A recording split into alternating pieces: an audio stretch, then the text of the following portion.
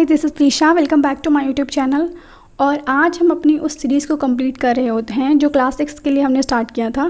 Class 6 का chapter number 1 and 2 हमने cover कर लिया था। उसी सीरीज़ को कंप्लीट करते हुए चैप्टर नंबर 3 को आज हम कवर करने वाले हैं। तो चैप्टर नंबर 3 हमारा है from gathering to growing food. From gathering to growing food ये चैप्टर का नेम है। और इसमें का जो हमारा बेस जो मेन कैरेक्टर है वो है नीनियो। यहाँ पे नीनियो जो है वो अपना भोजन खा रही होती है, मतलब वो यहाँ पे अपना पसंदीदा खाना खा रही होती है। और उसका जो पसंदीदा खाना होता है वो होता है बॉइल्ड राइस, स्क्वैश, पम्पकिन्स, ये सब चीज़ें वो खा रही होती है। तो जो कि उसकी नानी के घर के पीछे बगीचे में बनाया गया था।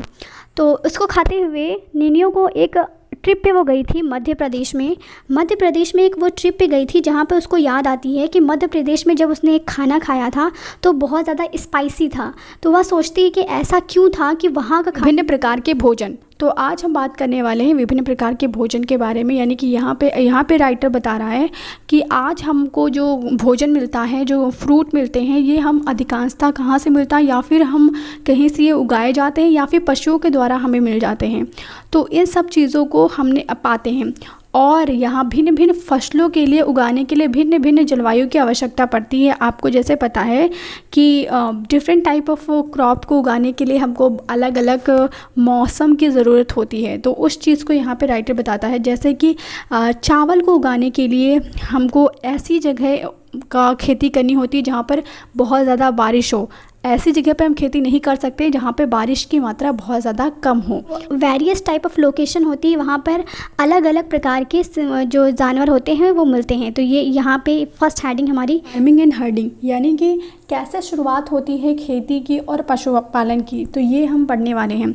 तो इस यहाँ पे बताते हैं, यहाँ पे जो हम पढ़ने वाले, तो यहाँ पे हमको पता चलता है कि जो क्लाइमेट होता है वो वर्ल्ड का वो चेंज होता रहता है। यानी कि हर एक टाइम के बाद, एक स्पेशल टाइम के बाद ये जो जलवायु होती है वो चेंज होती रहती है।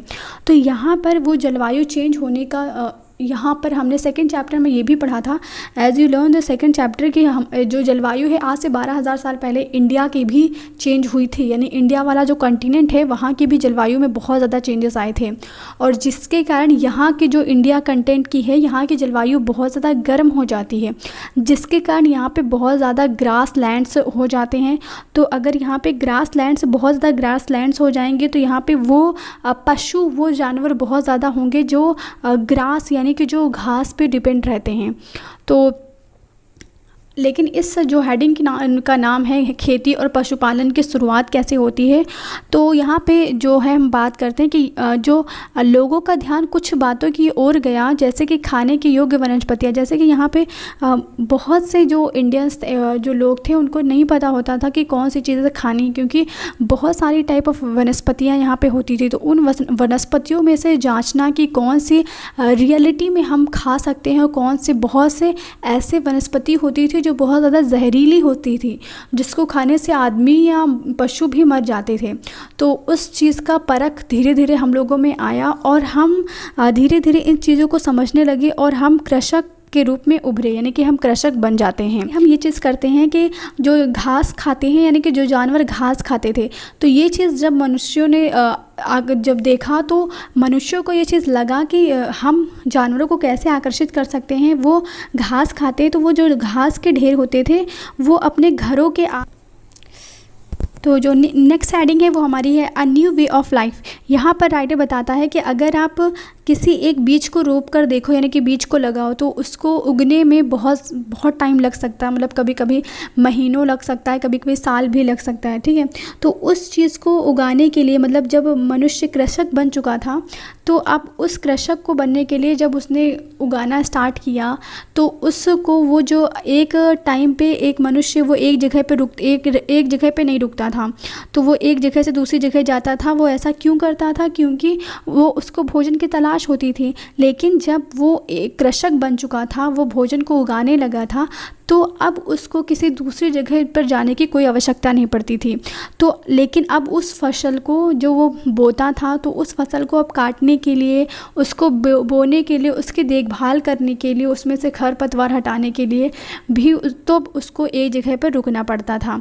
तो इस प्रोसेस के लिए वो जो मनुष्य का जो वो रूप था कि वो एक जगह से दूसरी जगह जाया करता था, वो अब ख़त्म हो गया और अब वो सेटल होने लगा, यानी कि वो अब एक ही जगह पर रहकर भोजन को उगाने लगा था स्वतः ही। तो यहाँ से एक नवीन जीवन शैली की स्टार्ट होती है, यानी कि न्यू उगाने लगा, यानी कि जब वो भोजन को उगाने लगा, वेरियस टाइप ऑफ फूड्स, यानी कि धान गेहूँ, ये सब चीज़ों को जब वो उगाना सीख गया, तो अब उन सब चीज़ों को रखने के लिए वो तरह तरह के बर्तनों का भी निर्माण करने लगा। और अभी ये जो बर्तन होते थे ये खरपतवार के बनाए जाते थे, या फिर आप मिट्टी के समझ सकते हो, मिट्टी के बनाए जा सकते हो। और कभी कभी ऐसा होता था कि वो किसी ज़मीन पर कोई गड्ढा सा खोद देते थे। यहाँ पे आप ये लाइन पढ़ सकते हो कि यहाँ पे वो कोई गड्ढा सा खोद देते थे, उसमें वो फूड को डाल देते थे और ऊपर से उसको ढक दिया जाता था, तो जिससे वो फूड जो होता था वो सेफ़ हो जाता था। तो इससे धीरे धीरे बर्तन जो हमारे जो होते थे तो उनका आविष्कार हो जाता है। यानी कि देखो अभी वो जो कृषक था तो अभी वो इतना ज़्यादा मतलब ग्रो नहीं कर पा रहा था भोजन को, इतना आसानी से अभी वो चीज़ नहीं कर पा रहा था। लेकिन ये वो धीरे धीरे इस चीज़ को जान चुका था कि जो जानवर होते थे, यानी कि बहुत गाय भैंस ये सब चीज़ें जो होती थी, तो वो उनको अगर वो पालते थे तो उनसे दूध होता था और उनके मांस से, यानी कि उनको अगर वो पालते थे तो वो बहुत पहले तो वो बच्चे देते थे, मतलब वो बच्चे देते थे जिससे उनकी संख्या में वृद्धि होती थी। संख्या में वृद्धि होगी तो उनसे दूध भी मिलता था और उसके बाद में उससे मांस भी मिलता था। मतलब कि उनको अगर वो स्टोर करते, यानी कि अगर जानवरों को वो पालते तो उनको भोजन भी मिल जाता था और तो और उनको जो अलग अलग टाइप ऑफ सोर्स होते थे भोजन के वो भी अच्छा सा मिल जाता था। तो इसीलिए मनुष्य ने जो जानवर हैं उनको पालना सीखा और पालने के साथ साथ उसका जो खाद्य भंडार था वो भी पूरा हो जाता है। नेक्स्ट हेडिंग है हमारी finding out about the first farmer and herders. पहले आपने सेकंड चैप्टर में पढ़ा होगा कि हमको मेहरगढ़ में सबसे पहले चावल के प्रमाण मिलते हैं, यानी कि वहाँ पे चावल सबसे पहले जो उगाया जाता है, तो इसके बारे में प्रमाण मिलते हैं।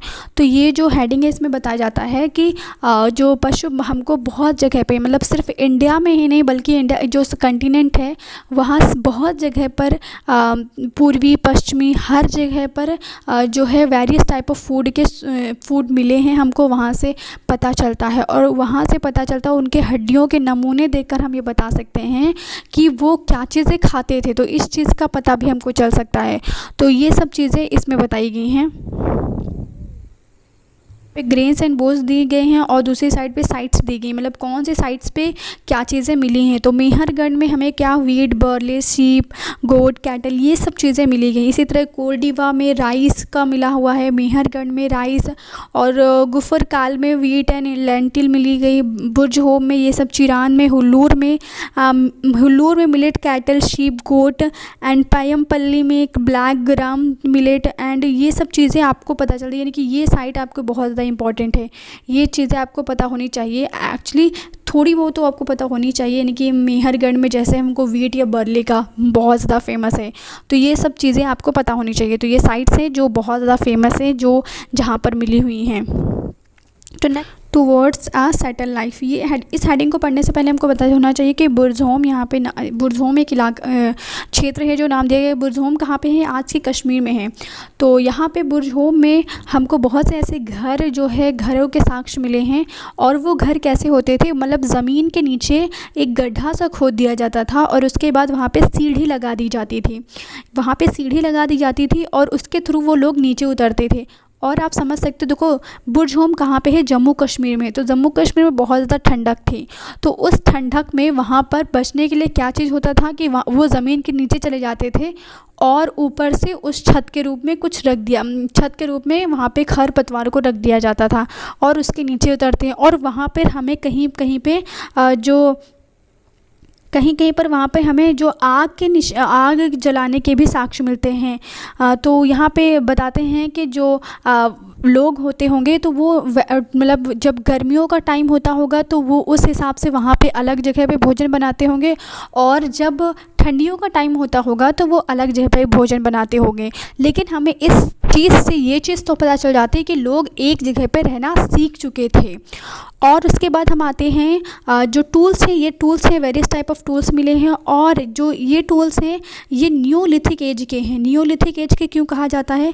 देखो, जो पैलियोलिथिक एज था, जो पैलियोलिथिक एज का था, वहाँ पर जो हमको टूल्स मिले वो बहुत ज़्यादा बड़े होते थे, उनमें कोई शार्पनेस नहीं होती। आप इसमें देखो, न्यूलिथिक एज में जो ये शार्पनेस आपको यहाँ पे देखने को मिलता है, ये चीज़ें इसीलिए इस एज को अलग डिफ़ाइन किया जाता है, क्योंकि इन औज़ारों में और जो पैलियोलिथिक के जो औज़ार होते थे उनमें बहुत ज़्यादा डिफरेंस होता था, वो बहुत ज़्यादा बड़े होते थे। लेकिन ये जो नियोलिथिक है इसमें पॉलिशदार और थोड़ा सा नुकीलापन आ जाता है, तो ये इसीलिए इससे अलग हो जाते हैं। तो यहाँ से हमको घर के साक्ष्य मिले हैं बुर्जों में, और उसके बाद यहाँ पे वेरियस टाइप ऑफ टूल्स मिले हैं जिसका यूज़ लोग पहले जानवरों की खाल उतारने में या फिर किसी फल फ्रूट को तोड़ने के लिए किया करते होंगे।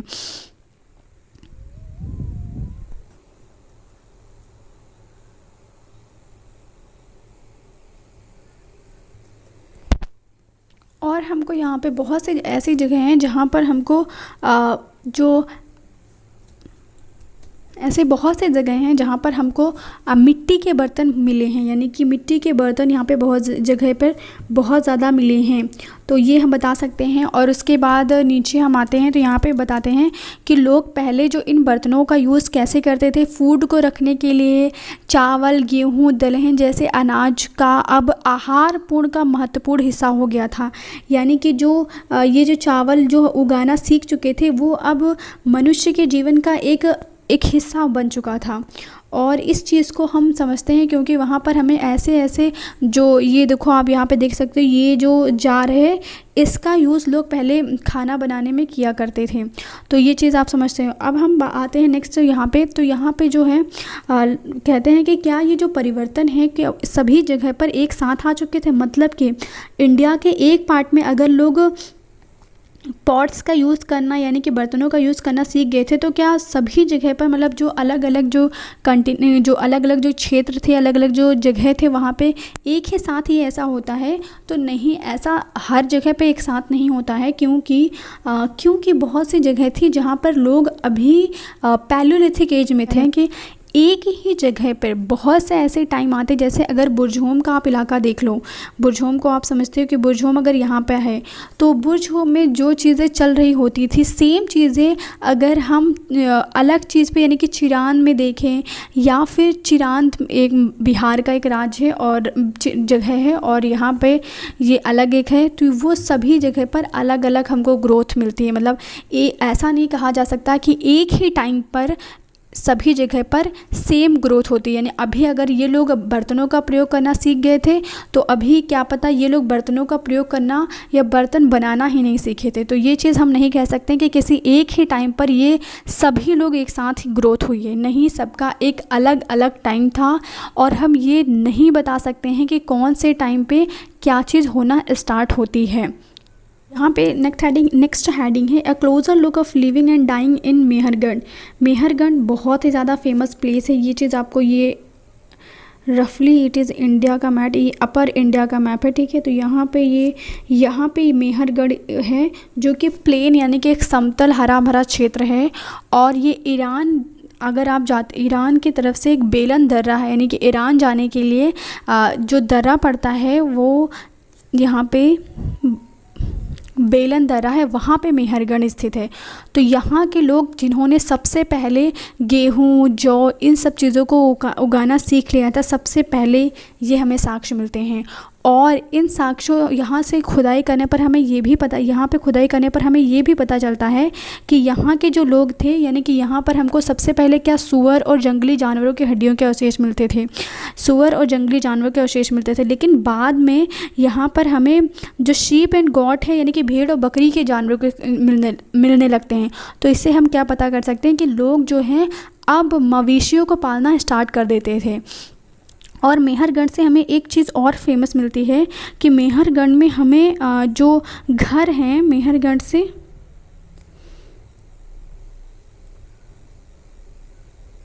मेहरगढ़ से हमें एक और चीज़ जो अलग मिलती है वो ये मिलती है कि यहाँ के जो घर हमको मिले हुए हैं वो स्क्वायर और रेक्टेंगुलर हाउसेस थे, यानी कि आयताकार और चौकोर थे।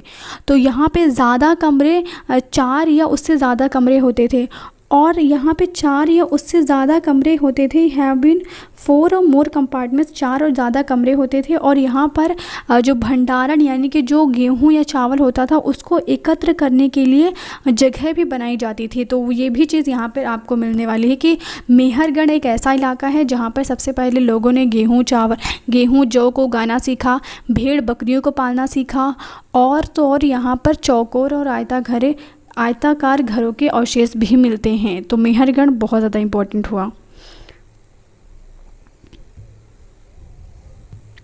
और मेहरगढ़ से एक और चीज़ जो हमको इंटरेस्टिंग मिलती है वो ये चीज़ थी कि व्हेन पीपल डाई, यानी कि जब यहाँ के लोग मर जाते थे तो यहाँ के लोगों का मानना था कि अगर इंसान जब मर जाता था तो वो किसी और लोक में चला जाता है और वहाँ जीता था। इसीलिए यहाँ की जो कब्रें थी वहाँ से हमें जो कब्रें होती थी, जैसे ये कोई कब्र है तो यहाँ पर जो इंसान के साथ उसकी जो सामग्री होती थी, यानी कि अगर उसको जो चाहिए होता था तो वो यहाँ पे रखा हुआ होता है। यहाँ पर एक ऐसे साक्ष्य मिलते हैं, यहाँ पर एक पर्सन के साथ, यानी कि एक मरे हुए आदमी के साथ हमको यहाँ पर एक जो बकरी है उसको भी यहाँ पे दफनाया गया। तो इससे हमें क्या पता चलता है कि यहाँ पर लोग परलोक के जीवन को भी मानने लगे थे, यानी कि यहाँ पे नेक्स्ट वर्ल्ड होता है, जहाँ लोगों का ऐसा मानना था कि कोई नेक्स्ट वर्ल्ड होता है जहाँ पर लोग चले जाते हैं मरने के बाद। तो वो उनकी जो सामग्री होती, मतलब कोई चीज़ें होती थी उनकी, तो वो रख दिया करते थे कि वो इनका यूज़ उस अदर वर्ल्ड में करेंगे। तो ये चीज़ भी हमें इंटरेस्टिंग मिलती है मेहरगढ़ के बारे में।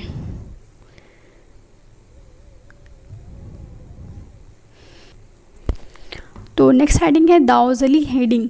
यहाँ पे दाऊजली हेडिंग जो है, दाऊजली हेडिंग के बारे में हम पढ़ने वाले हैं। तो यहाँ पे दाऊजली हेडिंग क्या है, यह एक पुरा स्थल है, यानी कि ये एक साइट है जो कि ब्रह्मपुत्र वैली के पास, ब्रह्मपुत्र की घाटी की पहाड़ी पर स्थित है, जो चीन और म्यांमार को जाने वाली है।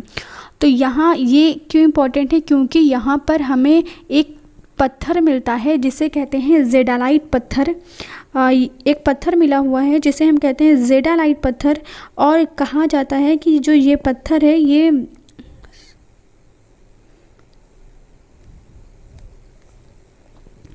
तो यहाँ पर हमें ये इम्पोर्टेंट क्यों है साइट, बिकॉज हमको यहाँ पर एक पत्थर मिलता है जो जेडालाइट पत्थर होता है। ये जेडालाइट पत्थर है और ये ऐसा माना जाता है कि जो ये पत्थर ये चीन से आया है, यानी कि चीन से आया होगा, ये ऐसा माना जाता है। तो इसके अतिरिक्त इस पुरा स्थल से कशास्म यानी कि अति प्राचीन लकड़ियाँ यहाँ पे बहुत ही प्राचीन लकड़ियाँ भी मिली हुई हैं और उसके बनाए गए औजार भी मिले हुए हैं।